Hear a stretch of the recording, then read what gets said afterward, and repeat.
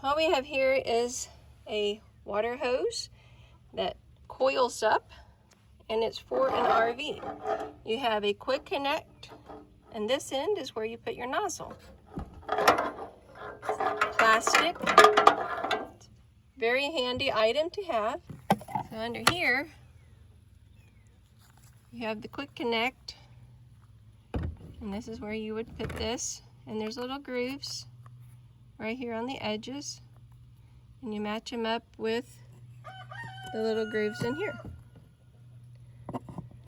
And then you twist it on there, push and turn, and the water is instantly coming out. So if you need a water hose for something quick to wash off your steps or something, put your nozzle on that, and it's a very handy thing to have right by your door.